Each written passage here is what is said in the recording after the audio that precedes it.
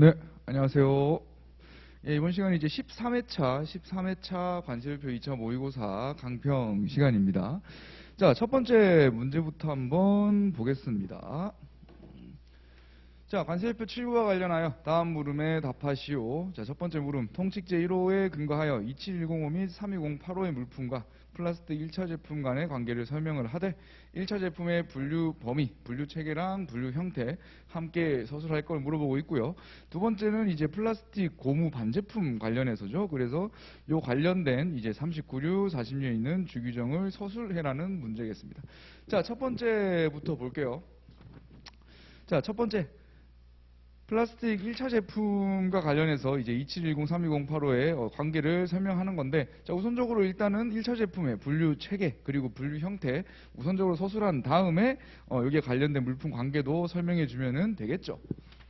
자, 그래서 내용을 보자면은, 자, 첫 번째, 분류 체계. 자, 1차 제품 분류 체계는 39류 제1절에 있는 내용들이 되겠고요. 1절 자체가 1차 제품이죠. 그죠? 그래서 합성 중학체 같은 경우에는 3901부터 3911호까지, 천연 중학체 같은 경우에는 3912부터 3913호까지, 이온교환 수지는 3914호. 예. 이렇게 해서 1차 제품 같은 경우에는 14개의 호기 때문에 이 14개를 다 써주는 게 좀 어려울 수 있습니다. 그리고 실제 이런 문제를 물어본다면은 사실 뭐 크게 큰 비중이 있는 내용은 아니기 때문에 웬만하면은 좀 그룹핑, 좀 많은 것들, 호의 용어들이 많이 묶일 수 있는 것들은 최대한 그룹핑을 해서 그 중에 몇 개 정도만, 일부 예 정도만 써주면 좋을 것 같습니다. 자, 이렇게 해서 분류체계 서술을 하시고요. 자, 두 번째 분류 형태입니다. 분류 형태는 1차 제품의 분류 형태는 39류 주제 6호의 내용이 나와 있죠. 그죠? 그래서 그 형태를 찾아본다면은 일단은 위에 설명한 3901부터 3914호까지의 1차 제품은 어떤 형태들? 액체 페이스트 그리고 불규칙한 모양. 중요한 거는 불규칙한 모양이란 거예요. 1차 제품 같은 경우에는 아직 어떤 물건이 될지를 모르는 상황이기 때문에 형태가 뭐 기하학적이라던가 또 정해진 형태가 있기가 좀 어렵습니다. 왜죠? 뭘 만들지 모르니까 아직. 마치 우리가 찰흙 같은 거를 만들 때 처음에 찰흙은 어떤 모양이든 상관이 없죠. 살 때는. 그죠? 그걸로 모양을 만들어가는 게 중요하기 때문에. 그렇기 때문에 여튼 이런 형태들 일단 기재해 주시고요. 그 다음에 이제 1차 제품 간의 관계에 대해서 얘기를 할 건데, 자, 첫 번째 27105와의 관계. 그럼 27105가 무슨 물품이 분류되는지는 간단하게 설명을 해줘야 될 겁니다. 자, 27105에는 석유와 역청류 그리고 따로 분류되지 않은 조제품, 뭐 전중량의 70% 이상인 것으로서 조제품의 기초 성분이 석유와 역청류인 것, 그리고 웨이스트 오일 이런 것들이 분류된다고 써줘야 되겠죠. 왜죠?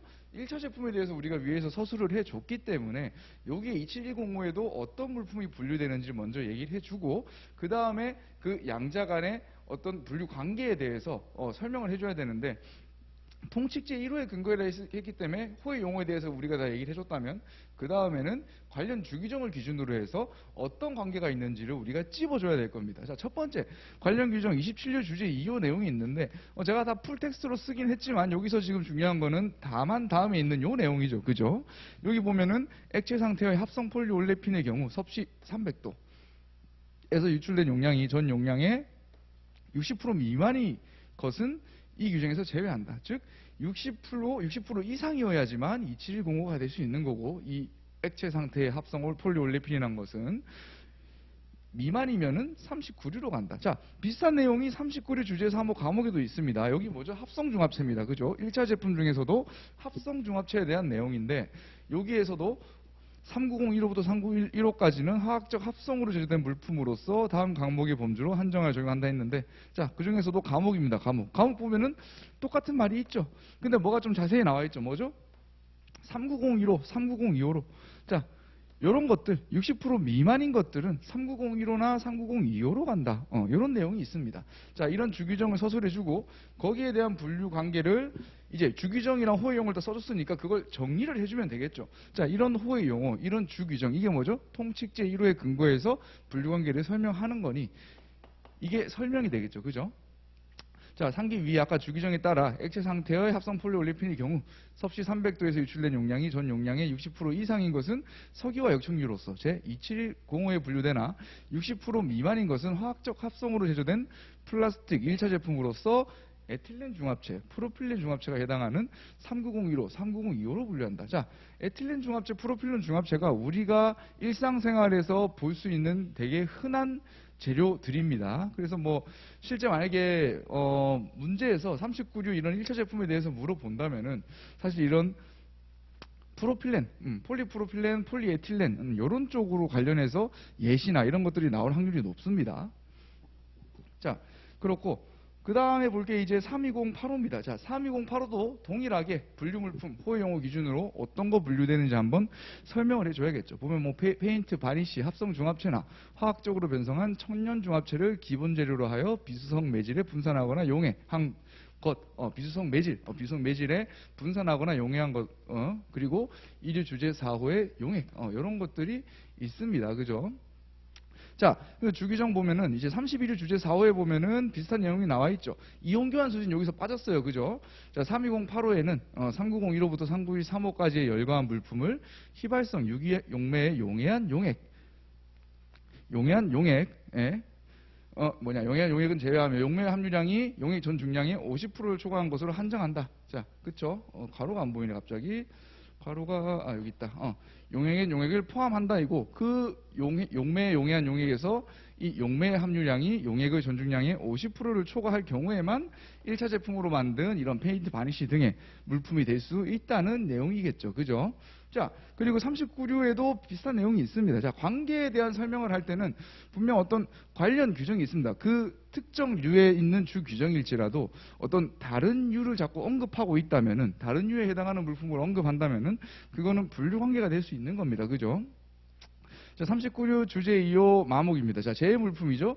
자, 여기에서 보면은 똑같이 얘기가 나와 있죠. 또 3901호부터 3913호까지 물품으로서 이 용매 종중량이 50% 초과하면은 32085로 간다. 그렇구나. 그럼 이렇게 알아야겠죠.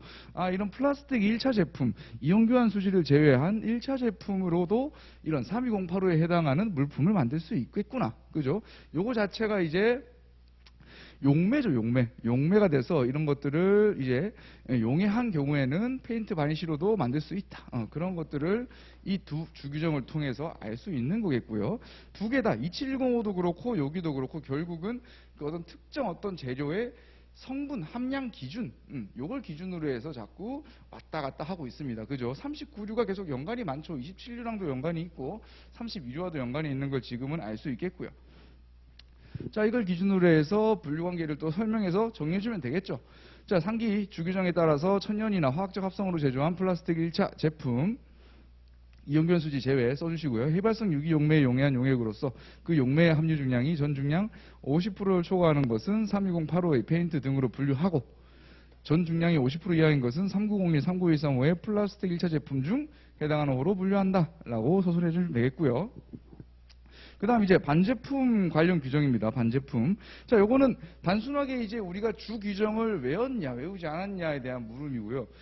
제가 계속 문제를 만들 때마다 물론 이런 암기한 내용들도 암기하셔야 됩니다. 암기가 먼저 돼야 돼요. 암기가 되고 그 다음에 그걸 가지고 어떤 방식으로 응용하냐 이런 것들을 우리가 공부를 해야 되기 때문에 문제에서도 계속 이런 암기한 내용들을 자꾸 이제 조금씩 넣어주고 있는 거예요. 어쨌든 이걸 외우셨다면은 다 쓰실 수 있겠죠. 그죠? 플라스틱 재 소시지 케이싱은 39류 주제 8호 관 파이프 호스 요쪽에서 나와 있죠. 요 내용들 기준이 있기 때문에 결국 이 39류 주제 8호는 관 파이프 호스 뿐만 아니라 지금 얘기하고 있는 이런 소시지 케이싱에 대한 분류 규정도 같이 언급을 하고 있다라고 생각하시면 되겠고